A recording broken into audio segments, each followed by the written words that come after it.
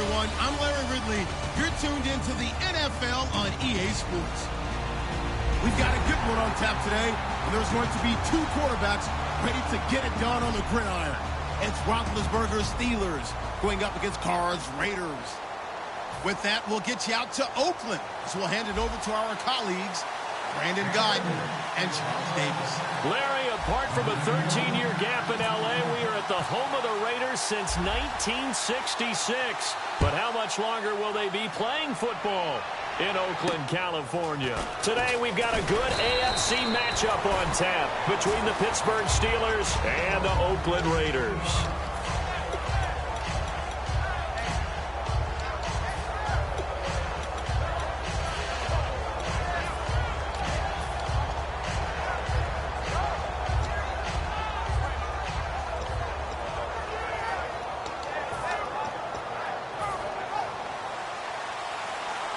The defensive line disperses a little bit here, maybe expecting a pass. Go, go, go, go. Middle. Throwing now, Roethlisberger on first down. And this is caught. A spectacular one-handed grab there. A good pickup there, a 22. You know, when I see passes like that, I'm reminded of something you and I talked about yesterday. Big Ben was a wide receiver the first 3 years of high school, sitting behind the coach's son. And then he finally got that opportunity. I think he's made the most of it. It's always the coach's son, isn't it? But you know where it helps him? When he looks downfield, he knows what the receivers are going to do. He actually has wide receivers' eyes when he's throwing the ball. Le'Veon had 31 touches in Week 7. He had 21 carries on the ground, Charles, but also 10 receptions for 68 yards. Is there anything he can't do well on the football field? I don't think so. He is pretty impressive, isn't he? Because I saw him reshape his body after being at Michigan State, where he's a bigger, thicker power back. And now he does it all. Can shift, can move, catch the football, and he's picking up the slack too, because D'Angelo Williams, who picked up the slack for him earlier this year, he's out with an injury. So here we go, 1st and 10 now. So many teams want to throw the ball in this situation nowadays, but I love watching a team that has enough confidence to go ahead and run the football in that situation. It's almost a tendency breaker. Now Roethlisberger to throw, and it's caught over the middle by the tight end Green. Give him 13 on the pickup there, and it'll give the Steelers a first down. And that's one of his advantages of a passer, is it not? With his height, setting back there in the pocket, firing it over the middle, he can really see everything clearly. It is, and I know that other quarterbacks get it done different ways, all right? You don't have to be his height to make a great play, but what he does is he takes away having to make those slide steps in the pocket to find angles to throw the ball through. He just throws right over the top of it because he can see everything, and sometimes that saves time and gets the ball to a receiver quicker. It'll be a gain of 8.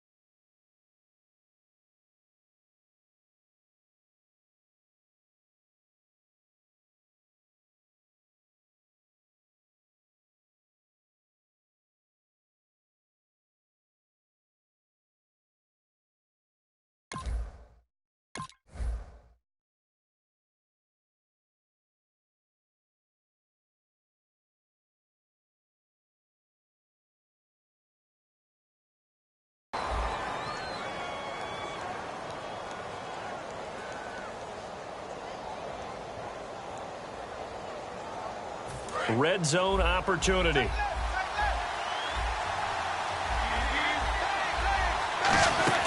They'll go back to the ground with Bell. And he's brought down. It's a nice pickup of 12 yards, and it gives him a 1st and goal. And that's been a pretty darn good drive to start things off here in this game. Move the ball downfield well, and after that run, they're set up at 1st and goal. And a new set of downs here after picking up the first on the ground. Man in motion right, Antonio Brown. Here's Roethlisberger. This will be caught at about the 5. No gain on the play there. It'll be 2nd down.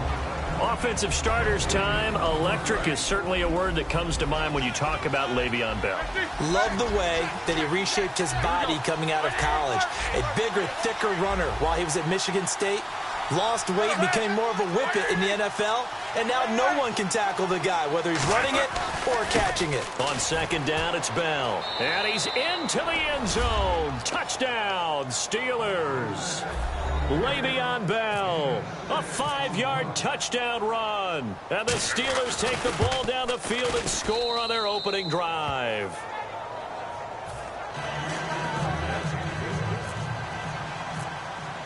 Boswell now to kick it away after the touchdown.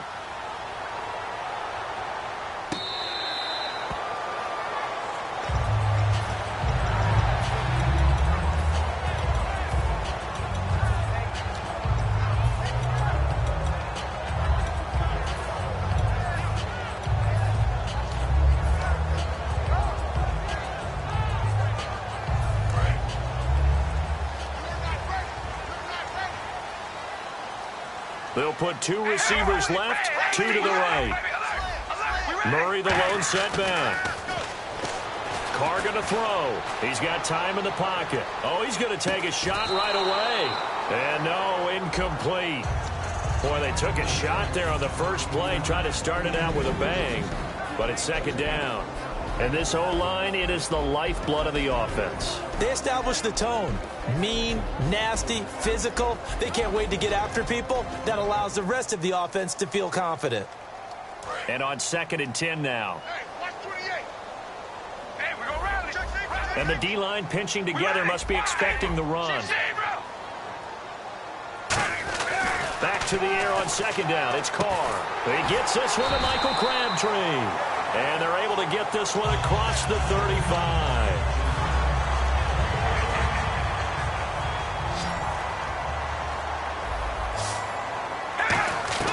Carr now on 1st down. A right side catch by Crabtree. And all the way in. Touchdown, Oakland. Michael Crabtree, 62 yards. And the Raiders, they're within an extra point of tying this thing up. And on that one, able to catch it, also able to have the wherewithal to take it in for the score.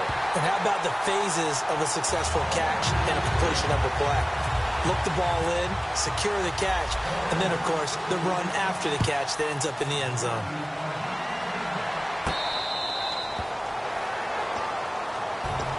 Pittsburgh's offense now heading back out onto the field. And they were able to punch it in the end zone last time. They'll be looking to do that again here for the defense. Obviously, they'll be looking to stop them from punching it back in the end zone. It always is punch-counter-punch, isn't it? And which team has the advantage? Well, let's just go back. Last time on offense, they rolled downfield, got into a good rhythm. You can see a little more bounce in and out of the huddle. You can see the sideline really get into the game. So defensively, you're thinking to yourself, how do we take that away from them? How do we get the advantage back? Let's see what they come up with. I think pressure is always the first way to go. You love pressure. I love it. We'll see if they dial it up this drive.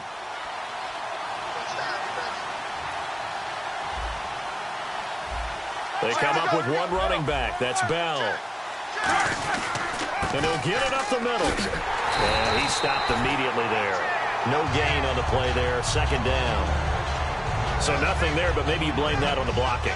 Yeah, at some point, you've got to win at the point of attack. And on that play, that was all the defense. They made it happen.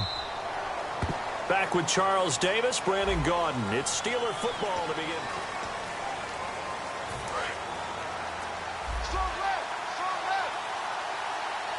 And some changes here as the D-line separates some.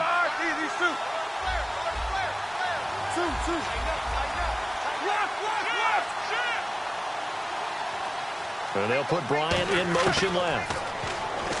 Now Roethlisberger. Looking middle, and it's incomplete. Antonio Brown, the intended receiver. 3rd down here. Tremendous coverage there. Just did not catch the football and complete the interception. But what do they say all the time? If he had really good hands, he'd be playing offense.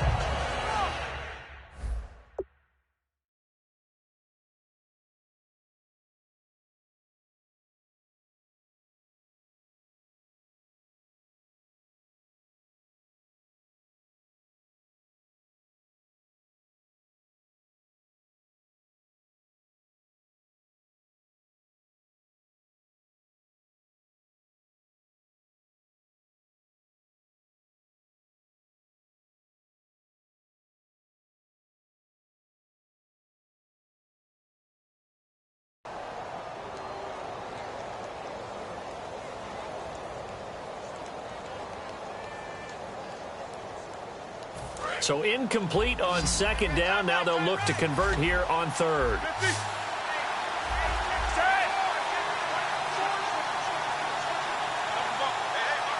In motion left here, Antonio Brown. On third down, Roethlisberger. And out of bounds on the other side of midfield at the 45.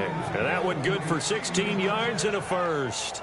Well, the advantage has certainly shifted to the defense as we began that third down play, and they found a way to foil it and pick up a first down. Third time's a charm, right? 2 incompletions. Had to have it on third, and they got it. Yeah, they stuck with it, weren't daunted at all, and picked it up. And the wideout in motion. Throwing now, Roethlisberger on first down. Going right side here, and that's complete. Oh, he is having another Antonio Brown-type year. Second in catches thus far in the league. 8th in yards, 106 yards in Week 7. And let's just be clear about one thing. Antonio Brown is one of the all-time workers in this league, constantly seeking refinement in his craft, his route running, his ability to get open, and I don't think anyone competes for the ball better than he does when it's in the air. He's brought down that time by a couple of Raiders. I do know from experience that when you slow down someone's running game, you're now doing the dictating on defense, and guess what? Now you're getting ready to tee off on their quarterback because they have to throw it all the time. But you still have to be alert for the draws. Now whistles, and the Raiders are going to signal for a timeout. They'll have 2 remaining as we step aside here in this second quarter.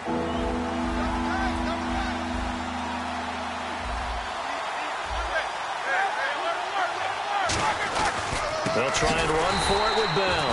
And he is going to lose yardage here. He lost 2, and it brings up 4th. The 3rd and inches, trying to pick it up the middle. He had nowhere to go, tackled for a loss. And you know how we talk about double A-gap pressure, meaning linebackers going in the gap between the center and the guard on either side? Well, it's not always to get to the passer. Sometimes you do that to prevent a running play. Worked pretty well in that situation.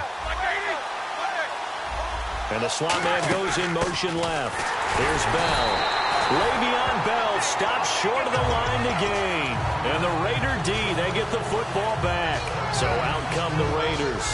Partner, when you see a running play stop short like that, you just know that the defensive front, they won the battle of leverage and created the push back into the opposing backfield. And for the offensive coordinator, whether you had 1 yard to go or 20 yards to go on 4th down, now you're probably saying, oh, maybe I should have passed it, right? Yeah, hindsight is always 20/20. Nowhere to escape, and he goes down. Cameron Hayward in there to drop him, and it'll be a loss of about 8. Boy, he came in off the edge so quickly there. Look out, because that's exactly what it was being shouted by the offensive lineman to his quarterback because he had no chance to block him. And certainly some style points there on the spin. Not a whole lot thereafter, but still a pretty good game. I'm going to show my age here a little bit. We used to talk about running backs catching the ball as safety valves. Nowadays, they're a big part of the passing offense. Quit acting like you're so old. You're only 65. And time for us to take a break here in the booth. We'll come back to Oakland after this. Murray, the lone setback. The wide receiver moving to a new spot. Throwing on first down is Carr. He's got time. And he fires one that's intercepted. Picked off here. And now off to the races down the right side. And he brings this one back. It's a pick 6 for a Steeler touchdown. Well, we know this defense has athleticism. Spots like that prove us right. I love the way that you spotlighted the athleticism because you and I both know the best athletes on the field, they play on defense. I don't know. I was a kicker. You got to remember that now. Come on, come on. Fine. And now Oakland ready to take the field. And last time, decent field position through the pick 6. Obviously caught.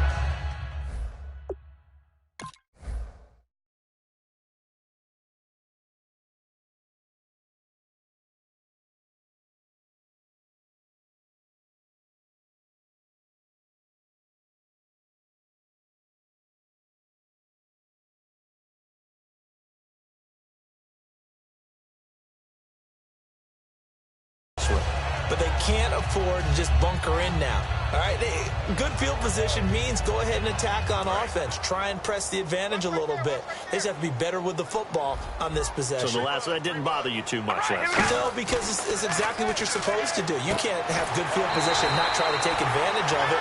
Sometimes the defense makes a good play, too. Give him 12 yards on that one. It earns him a fresh set of downs. That was a nice completion on an out route, and those types of plays are the result of arm strength by the quarterback and timing by the receiver. Being chased out left, and it pops free. The collision there jarred the ball loose and brings up second down. So 2nd and 10 here. Well, they went for the big play there, but that drop could really hurt their momentum. Carr, flushed out right. And he'll be brought down right at the 45-yard line. They'll give him 8 on the play, and they're going to have a 3rd down. 2 yards to go here on 3rd down. Well, he did a nice job keeping his eyes downfield, waiting for someone to get open. But once the pressure forced his eyes down to see the rush, it was time to make a break for him. And no escaping this time as he'll go down. They got him for a sack. Stephon Tuitt in there to get him for a loss of 3, and it'll be 4th down. And no move to get the offense off the field. They're going on 4th and 5. They'll come out in the pistol. They'll bring the tight end in motion right.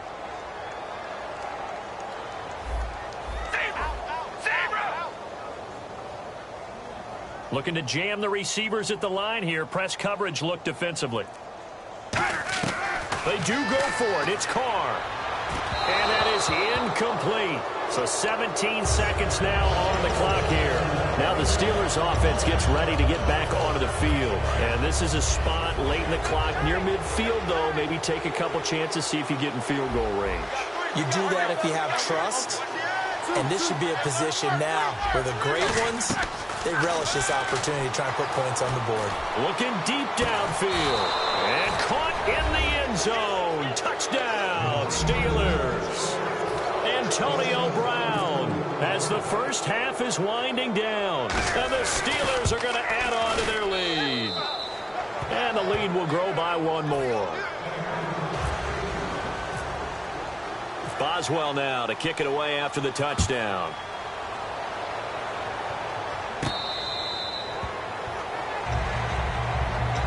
The Raiders offense now, they trot back out, and with time quickly fading here in the 2nd quarter, not sure how aggressive.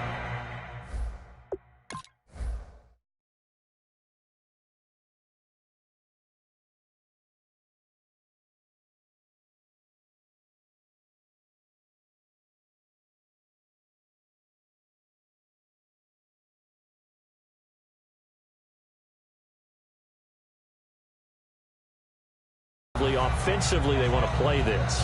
I think we'll find out just how much they trust their guys in this situation if they decide to take a shot.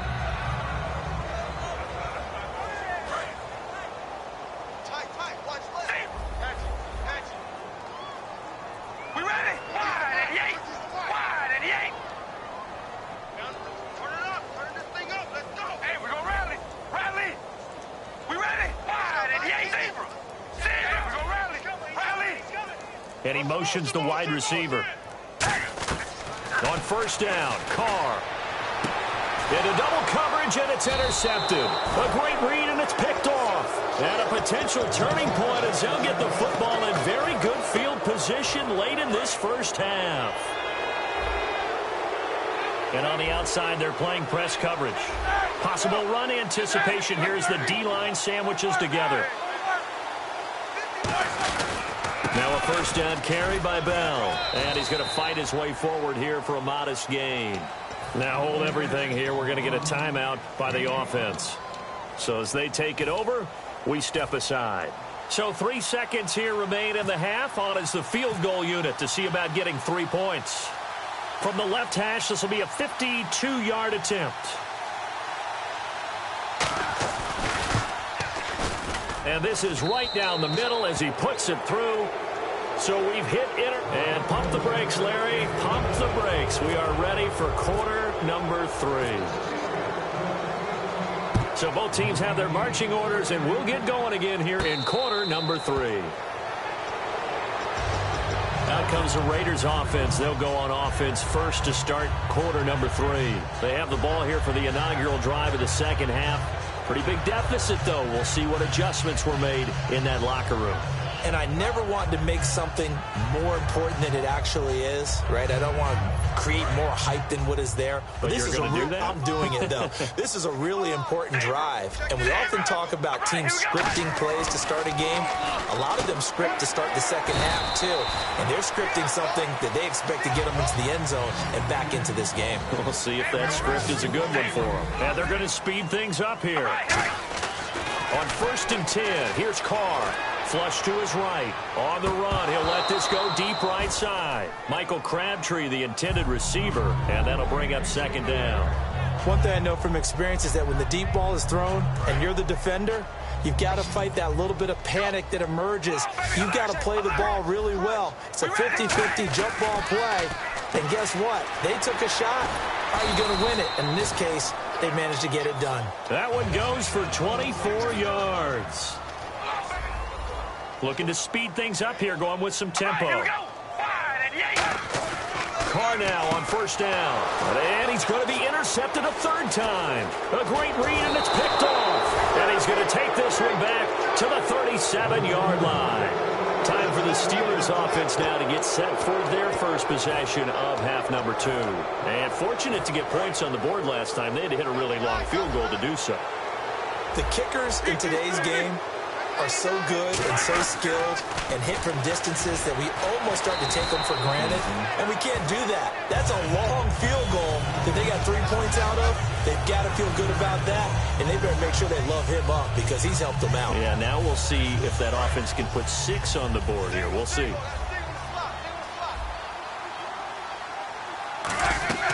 A fake to Bell. Now it's Roethlisberger. He's going to let this one go deep. That's caught inside the 20. It's a big play. Roethlisberger to Brown. 58 yards. Charles, you think Big Ben is happy to have Antonio Brown on the other side of his passes? You know he is, but he also expects it. And this is how their offense runs best. When those two get together, especially early, and continue to do it throughout the game, the end result is the one we're seeing right now. They're ahead on the board. It has been early and often. Roethlisberger will throw. And his throw here's incomplete. Unable to connect on the 1st down pass play. Now it's 2nd down. They come up with one running back. That's Bell. Again on 2nd and 10, it's Roethlisberger. He's going to find his running back. It's complete. And a nifty little deke juke spin move. Not a great deal there on the back end, but a nice gain still. I think the best offenses love to get the ball to their running backs in open space because they have the ability to make people miss, and they also have the ability to run over people. And if you do that throughout the game... And he's in. Touchdown, Steelers.